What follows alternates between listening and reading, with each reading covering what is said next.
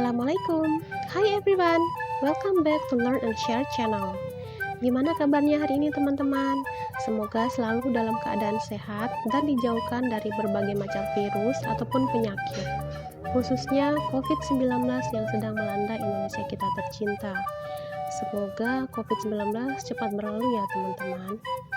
Nah, di video kali ini aku akan kasih kisi-kisi soal kompetensi pedagogik keguruan umum ya. Oke, yuk belajar soalnya dari sekarang, mumpung masih banyak banget waktu buat belajar. Oke teman-teman, tanpa berlama-lama kita lanjut ke soalnya ya. Soal 1. Tujuan pembelajaran yang menggambarkan proses dan hasil belajar yang diharapkan dicapai oleh peserta didik sesuai dengan kompetensinya dimuat dalam A. Silabus, B. RPP, C. Silabus dan RPP, D. SKL.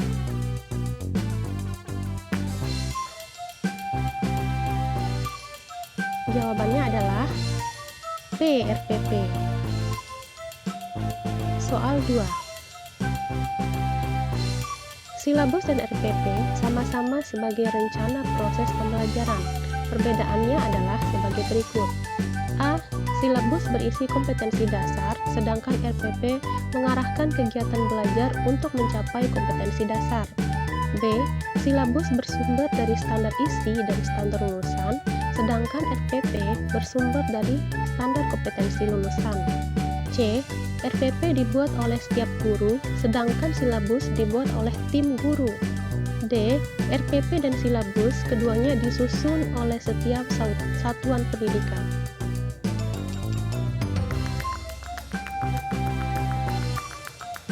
Jawabannya adalah A.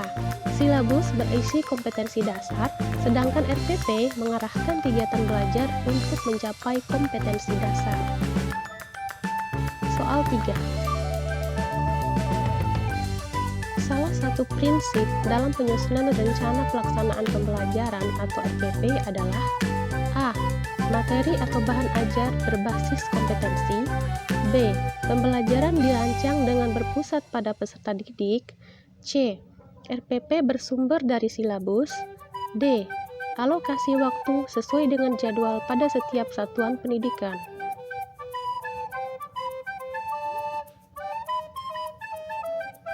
Jawabannya adalah B. Pembelajaran dirancang dengan berpusat pada peserta didik. Gimana teman-teman? Sudah ada bayangan nggak? Oke, lanjut ya, kita ke soal 4.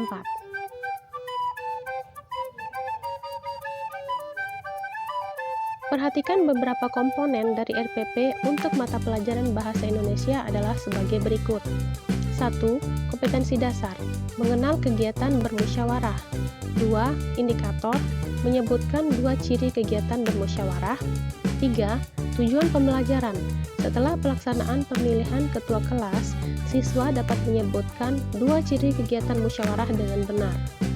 Berdasarkan komponen-komponen RPP tersebut, prinsip digunakan adalah A. Memberikan umpan balik dan tindak lanjut. B. Mendorong partisipasi aktif peserta didik. C. Memperhatikan perbedaan individu peserta didik. D. Keterkaitan dan keterpaduan.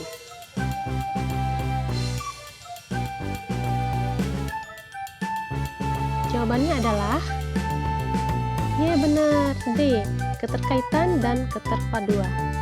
Lanjut ya. Soal 5.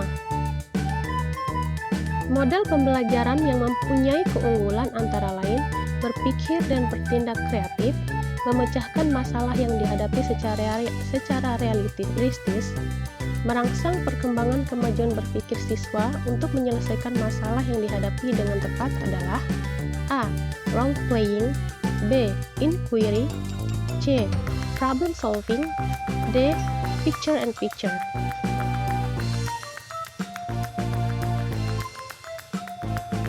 Jawabannya adalah C. Problem solving. Lanjut soal 6.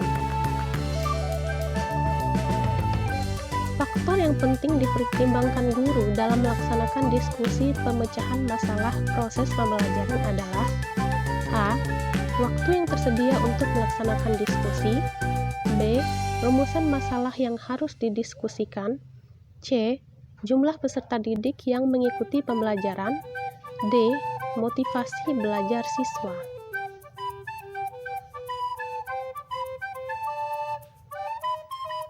Jawabannya adalah B. Rumusan masalah yang harus didiskusikan. Oke teman-teman, lanjut ke soal 7. Apa yang paling tepat dilakukan guru jika seorang peserta didik tidak memberikan jawaban atas pertanyaan yang diajukan? A. Menunjuk peserta didik lain untuk menjawab pertanyaan tersebut. B. Memberikan kritik agar peserta didik berusaha menjawab walaupun salah. C. Menyederhanakan isi pertanyaan agar mudah dipahami peserta didik. D. Menjawab sendiri pertanyaan tersebut.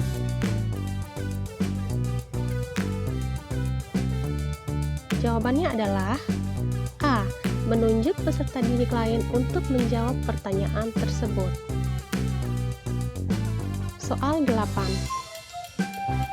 Ciri-ciri kelas yang menggunakan pembelajaran CTL adalah sebagai berikut, kecuali A. Sharing dengan teman. B. Guru kreatif. C. Pengalaman nyata. D. Menggunakan satu sumber.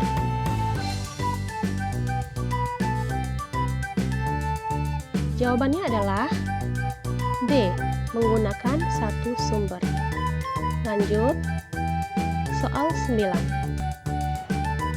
Bu Ana menyiapkan materi pelajaran dengan cara dimulai dari materi-materi yang dikenal siswa, kemudian menuju hal-hal baru dan dianggap lebih mendalam.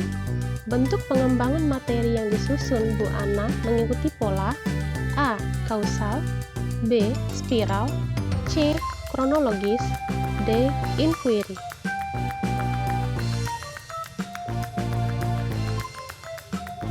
Jawabannya adalah B. Spiral. Oke, lanjut soal 10. Memilih media pembelajaran hendaknya tidak boleh sembarangan, tetapi harus didasarkan pada kriteria tertentu. Misalnya, apakah untuk belajar individual, kelompok kecil, kelompok besar, atau massal. Pernyataan tersebut dalam pemilihan media termasuk ke dalam kriteria A. Tujuan, B. Sasaran didik, C. Ketersediaan, D. Konteks penggunaan.